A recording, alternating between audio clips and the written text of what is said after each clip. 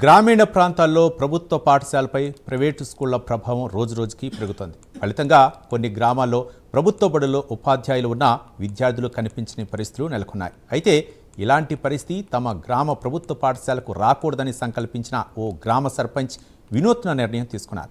ప్రభుత్వ బడికి మళ్లీ పూర్వవైభవాన్ని తీసుకొచ్చే కార్యక్రమాన్ని చేపట్టారు. దీంతో బడి విద్యార్థులతో నిండింది. ప్రభుత్వ విద్యపై విశ్వాసాన్ని పెంచిన ఆ సర్పంచ్ ఎవరు, ఆయన అమలు చేసిన కార్యాచరణ ఏంటి ఇప్పుడు చూద్దాం.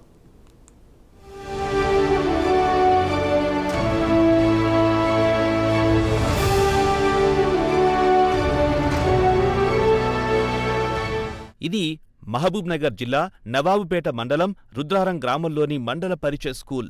ఒకప్పుడు విద్యార్థుల కొరతతో వెలవెలబోయేది. గత విద్యా సంవత్సరంలో కేవలం 95 మంది విద్యార్థులు మాత్రమే ఈ పాఠశాలలో చదువుకున్నారు. అయితే ఈ ఏడాది పరిస్థితి పూర్తిగా మారిపోయింది. అధికంగా విద్యార్థుల సంఖ్య 130కి పైగా చేరింది. ప్రైవేట్ పాఠశాలలో చదువుతున్న 25 మంది విద్యార్థులు సర్కారీ బడిబాట పట్టారు. దీంతో పాఠశాల మొత్తం విద్యార్థులతో కళకళలాడుతోంది.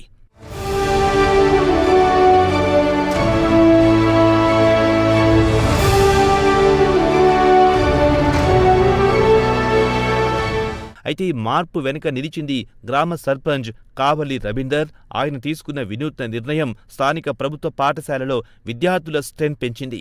తమ గ్రామ ప్రజలు ప్రైవేట్ స్కూళ్లకు వేల ఫీజులు కట్టి ఆర్థికంగా ఇబ్బందులు పడుతుండడాన్ని గమనించిన ఆయన ప్రభుత్వ పాఠశాలకు ఎలాగైనా పూర్వ వైభవం తీసుకురావాలని సంకల్పించారు. గ్రామంలో సమావేశం ఏర్పాటు చేసి పిల్లలను ప్రభుత్వ పాఠశాలలో చేర్పించే కుటుంబాల ఇంటి పన్నును 5 ఏళ్ల పాటు తానే భరిస్తానని ప్రకటించారు. అంతేకాదు ప్రభుత్వ పాఠశాలలో నాణ్యమైన విద్య అందేలా అన్ని చర్యలు తీసుకుంటానని తల్లిదండ్రులకు హామీ ఇచ్చారు. దీంతో తల్లిదండ్రులు తమ పిల్లలను ప్రభుత్వ బడికి పంపేందుకు ముందుకొచ్చారు. రానున్న రోజుల్లో తమ గ్రామం నుంచి ఒక విద్యార్థి కూడా ప్రైవేట్ పాఠశాలకు వెళ్లకుండా స్థానిక ప్రభుత్వ పాఠశాలలో చేర్పించడమే తన లక్ష్యమని సర్పంచ్ రవీందర్ చెబుతున్నారు. నా పేరు కావలి రవీందర్.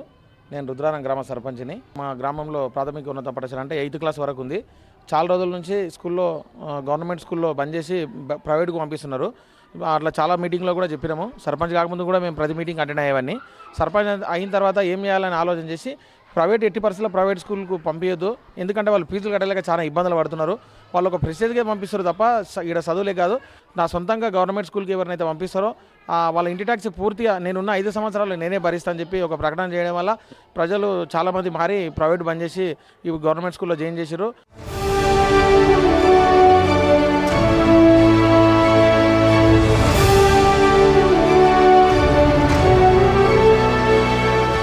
సర్పంచ్ మాటలను విశ్వసించిన తల్లిదండ్రులు తమ పిల్లలను ప్రైవేట్ పాఠశాల నుంచి తీసుకొచ్చి స్థానిక ప్రభుత్వ పాఠశాలలోనే చేర్పించారు. దీంతో ఈ ఏడాది కొత్తగా ప్రభుత్వ పాఠశాలలో చేరారని, వారికి మెరుగైన విద్య అందించేందుకు కృషి చేస్తున్నామని పాఠశాల ప్రధాన ఉపాధ్యాయుడు తెలిపారు. 2024 నుంచి ఇక్కడ వచ్చాము ట్రాన్స్ఫర్లో. అయితే ఇక్కడ ఉన్నటువంటి సంఖ్య 95ను మా యొక్క ఉపాధ్యాయుల పట్టుదలతోటి బాగా పెంచడానికి మేము చాలా సాయశక్తిలో కృషి చేశాము. మా టార్గెట్ ప్రైవేట్ స్కూల్ నుంచి పోయేటువంటి పిల్లల తల్లిదండ్రులే మా టార్గెట్. ఈసారి మా పాఠశాలలో దాదాపుగా ప్రైవేట్ స్కూల్కి పోయేటువంటి 25 మంది పిల్లలు మా పాఠశాలలో చేరడం జరిగింది. అది మాకు చాలా సంతోషదాయకం.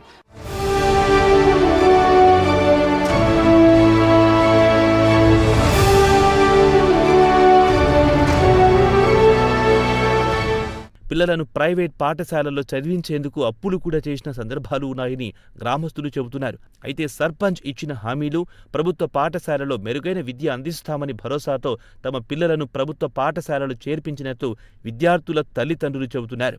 నా పేరు చెన్నయ్య సార్. నాది విలేజ్ వచ్చేసి రుద్రారము, జిల్లా మహబూబ్ నగర్, నవాబుపేట మండలము. ఇంతకుముందు మా బాబుని మా పిల్లలని ప్రైవేట్ వేసే ఇక బంద్ చేసుకున్నా.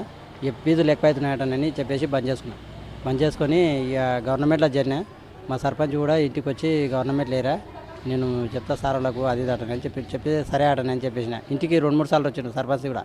ఇంకోటి ఇక గవర్నమెంట్లో కూడా ప్రభుత్వం కూడా మంచిగా ఇస్తుంది, అన్నీ బాగానే ఇస్తుంది. అప్పుడు మధ్యలో కాపీలు అవన్నీ లేకుండే, ఇప్పుడు ఈ మధ్యలో మంచిగానే అయింది. ఇప్పుడు ఈ సంవత్సరం మొత్తం గవర్నమెంట్ చూసుకుంటుంది.